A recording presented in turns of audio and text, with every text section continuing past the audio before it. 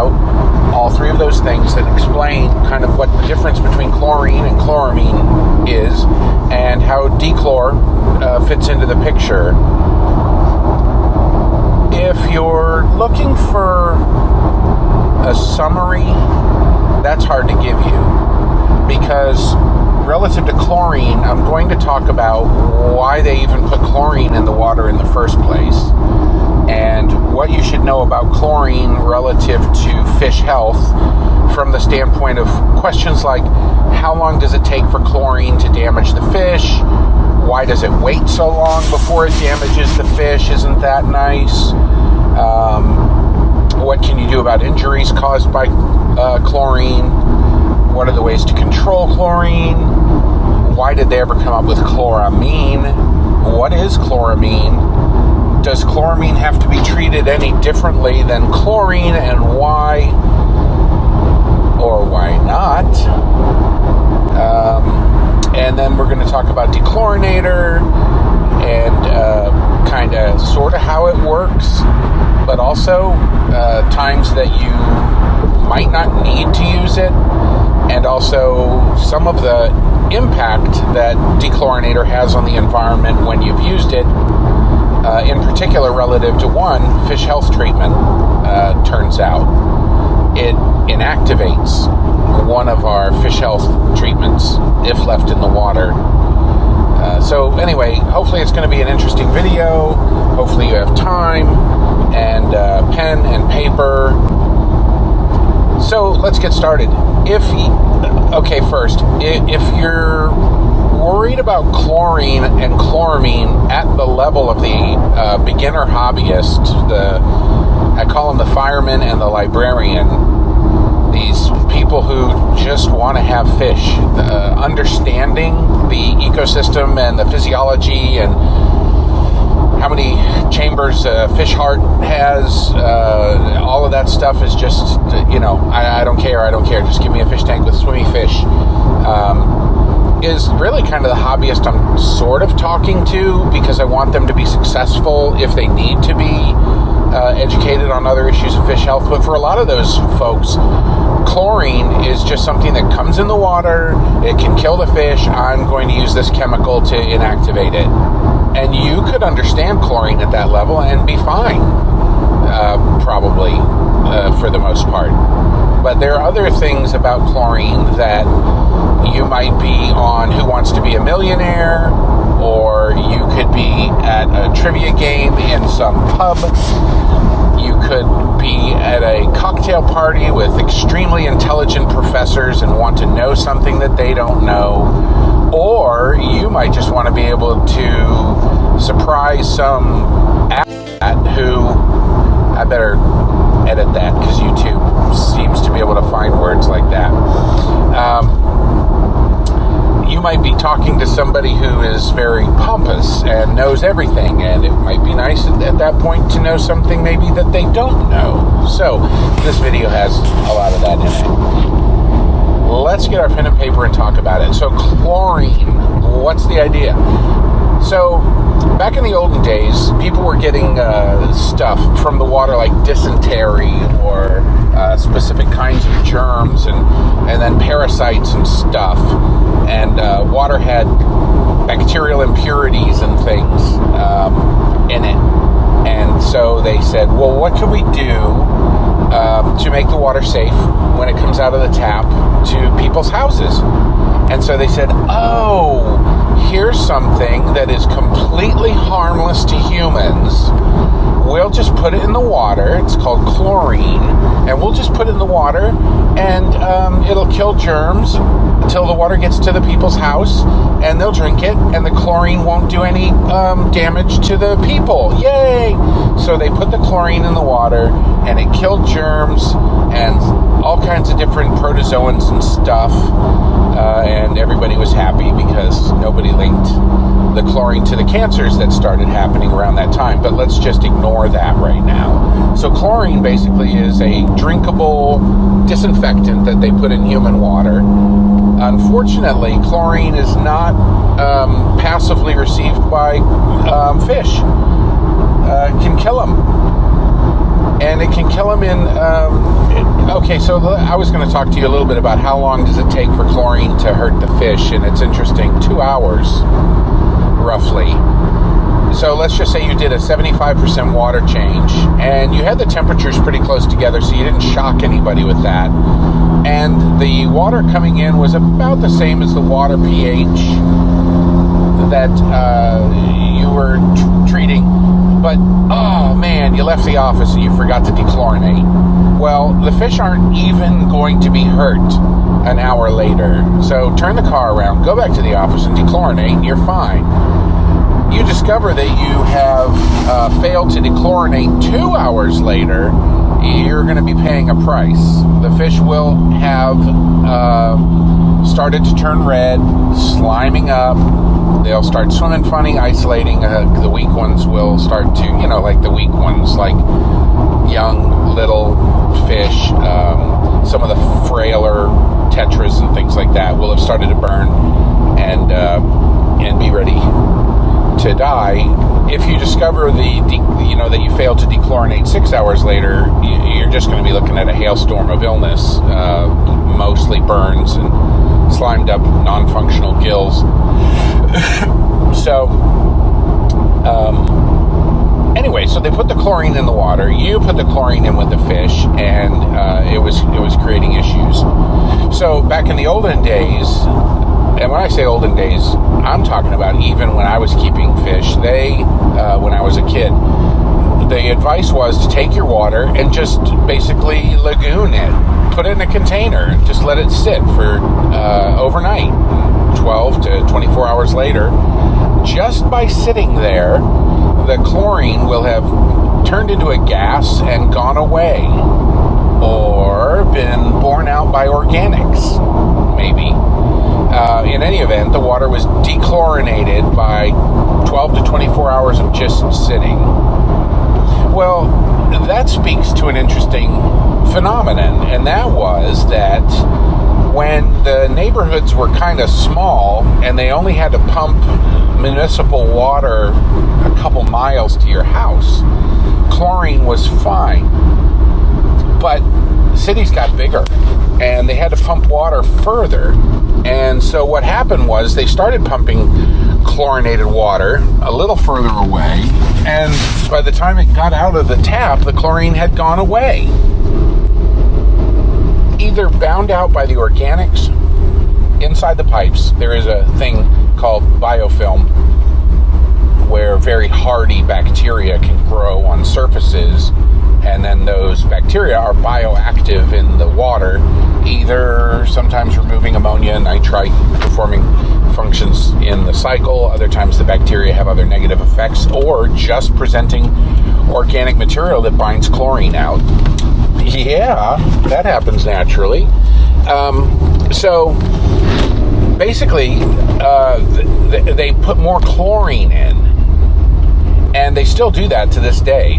Every morning, especially during the summer, some guy or gal, let's say gal, let's be liberated people.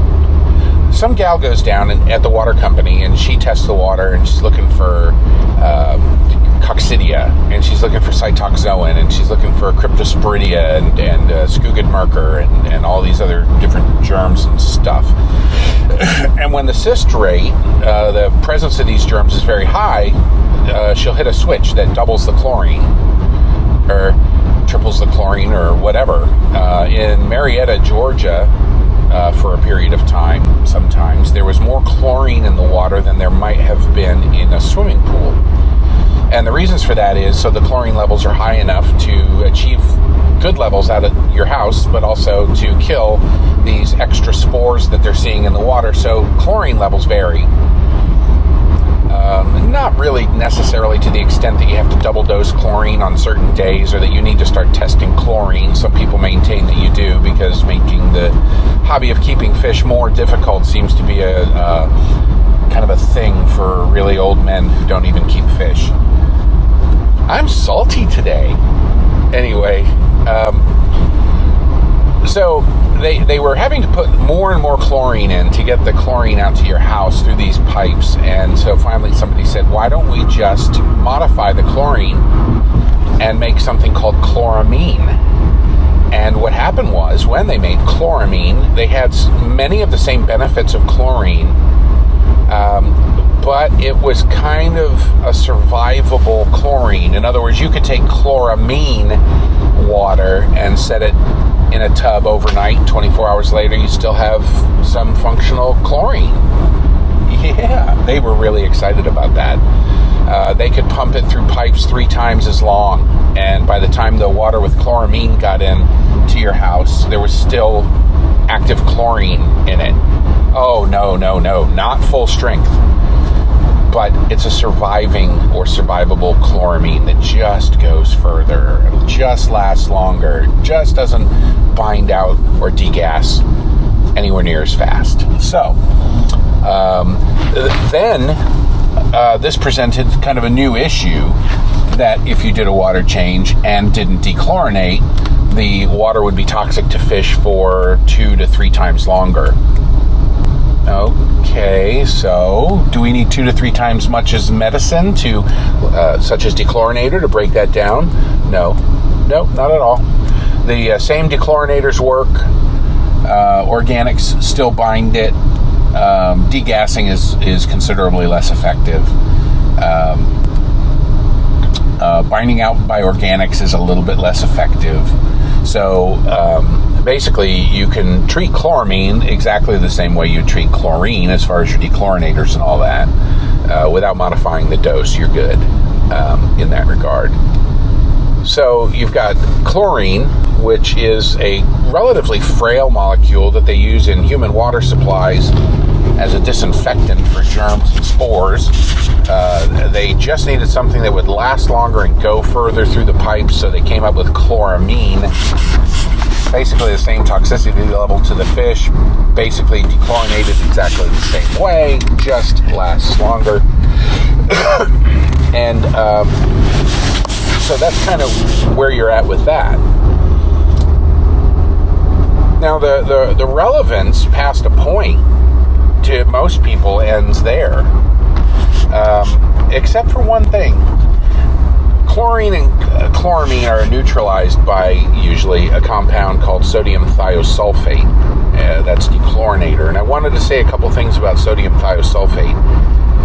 The first one, sodium thiosulfate is a non-toxic compound. Wait a minute. Not actually true. Sodium thiosulfate has a range of therapeutic index, is a fancy word for how much does it take to kill some fish. The distance between the minimum amount to do the job and the amount necessary to kill 50% of the fish, the LD50 of the fish that are treated with it. And the therapeutic index is absurd on sodium thiosulfate, the dechlorinator. You can use a ton, and it turned out that people did. They, to save money, they would buy crystals of sodium thiosulfate, and whenever they did a water change, they would just take a handful of the crystals and just throw them in the water. Okay, fine, whatever. Until somebody just was going nuts with it, and they would, just throwing so much sodium thiosulfate crystals in there that they noticed after they did that the fish were having some trouble. And a couple of times the fish died. And so it turns out that there kind of is a top end. But sodium thiosulfate dechlorinator is so inexpensive that people didn't really care at first. And there was no way to really explain how the sodium thiosulfate killed the fish when you used it at absurd levels. I would have thought to do that you would have had to put so much sodium thiosulfate in the water that the fish would actually be lying on the pile of crystals out of the water to die, but it turns out it's a little bit closer than that. So just an overdose of sodium thiosulfate can be an issue. So a couple old guys who have actually no degree at all and never kept a fish in their life, argumentatively came up with how sodium thiosulfate contaminates the water and modifies the pH or something. If you use quite enough of it, that it can screw up the pH and cause issues with the fish. It doesn't really matter. The take home on that is just be moderate to low. Just take it easy on the sodium thiosulfate dechlorinator. The second thing to know about sodium thiosulfate dechlorinator is it'll stay in the water for 12 to 24 hours, which is kind of cool. So in a situation where, for whatever reason, you are having to use lots of fresh water in a system or whatever, you can apply the dechlorinator and it will be around for quite a while, actually. More than 12, possibly even more than 24 hours. And the impact on that is there's a chemical that we use in the treatment of fish diseases called potassium permanganate. Some of you may have seen it used. It causes the water to turn purple when it's active. And then when potassium permanganate has done its job, it turns to an amber color or even a muddy brown color. That's bad when that happens. But purple, active, tea to brown, inactive, gone. And what you find is that when you put potassium permanganate in water that's been dechlorinated recently, it'll just turn immediately from purple to amber and activate it. So you might go, oh, so if I do a potassium, get a pen and paper. You might say, oh, so if I do a potassium permanganate treatment and have to do a water change, say if the water turns muddy brown, and you dechlorinate, then the next day your potassium permanganate treatment is going to be screwed up. And the answer is yeah, pretty much. It's kind of a thing. Try to avoid that. But that's way down the road talking about potassium permanganate, which is going to be one of my very later videos, because except in ponds, and even then some of the larger ponds, potassium permanganate isn't in widespread use. It very much has its utility, but not for the average guy. 1,000, 2,000, 3,000 gallon facilities usually not going to need potassium permanganate and not be concerned about the latent effects of dechlorinator on the efficacy of that treatment. I don't know how I don't wreck my car driving down the road coming up with this stuff right off the top of my head. Well, half of it's made up anyway. Just kidding. Looks like nobody's going to school today. At the elementary school, the bus stop lady's not even here. Huh. Anyway, back to the subject at hand. Dechlorinator, yes, it's toxic at a high enough level, but you have to be absurd with it. Dechlorinator has latent efficacy, which is good sometimes when you need further chlorine reduction. And some of the treatments that we use on fish and fish ponds, like potassium permanganate, are latently inactivated by chlorine, by dechlorinator. And at that rate, it's something bears mentioning, and this has actually come in handy a couple of times. If a person treats with potassium permanganate at an absurd level, like a decimal point slide, excess potassium permanganate, by the way, screws up oxygen exchange at the level of the gill in so many different ways it does too difficult to count. And the fish will hit the surface and start dying really, really hard within an hour of a real hyper overdose of potassium permanganate. So, if you happen to have dechlor on hand, in the instance of potassium permanganate overdose, you start using dechlorinator, and it will very quickly inactivate the potassium permanganate. But here's the problem. Some people, after a water change, thought that because the dechlorinator is inactivating the potassium permanganate, that what they would do is they would dose with potassium permanganate until they exhausted the dechlorinator. Does that make sense? So like the day after a treatment with potassium permanganate that they had to do a dechlorination on, they would apply potassium permanganate. It would instantly turn amber or brown because of the dechlorinator still in the system. And so they said, oh, well, that's fine. I'll just dose again with potassium permanganate. And the dechlorinator would inactivate that. And then they would dose again and again and again until they had exhausted the dechlorinator's ability and the water would stay purple for a minute. Well, there's something about that that's toxic, y'all. Don't do that. serial dosing potassium permanganate over and over again to try to keep a purple color runs into problems. There should be a video on potassium permanganate at some point on my channel, how to use it, but it's a big subject. I wouldn't just stay away from it for a minute. So we've covered chlorine, chloramine, dechlor, the interference with certain treatments. Let me talk to you briefly about constant water replacement. In my fish room, I'm replacing water all the time. I don't have my fish room running on common system filtration. In other words, there isn't one filter handling the filtration requirements of the entire fish room. Some people do that. I think it's awesome, especially if they have like South American fish on one system and they've got all of them central system to maintain that water quality that those South American fish tend to prefer. And then they would have a filtration system or sump for their African cichlids and then for their brackish water. And it's nice because the water's all filtrated,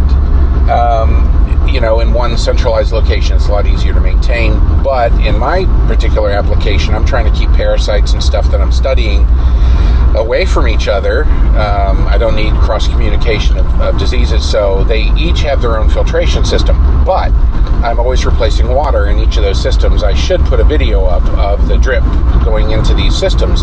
And the drip can be pretty aggressive, even on 30-gallon tanks. Wait a minute. You'd look at that and you'd go, hey, you're dripping chlorinated water into those systems all day long. Okay, here's the thing. Keep in mind, it takes about 2 hours for a large dose of chlorine to hurt the fish. Chlorine is inactivated, and chloramine to a certain extent, inactivated by time and degassing and organic molecules in the system. As such, let's consider the math, and I'm not going to do any math, although I guess I might do math on the screen, I don't know.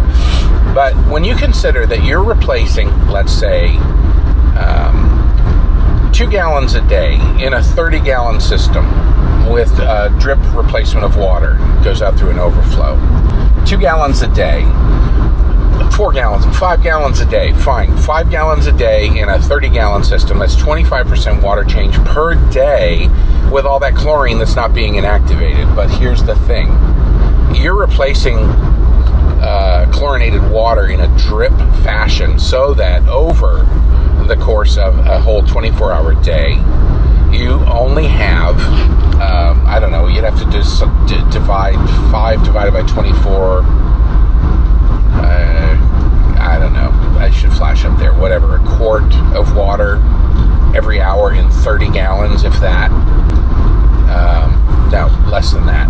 Well, here's my point, is that in any given hour or two, the trickle system has only put a tiny percentage of new water in the system, which is then circulating through organics and aeration and degassing processes, so that any given time, the amount of chlorinated water in the system is very, very, very low over the course of 24 hours into a week, into a month, into a year. And so people kind of get bogged down in 5 gallons and 30 gallons per day. That's pretty aggressive.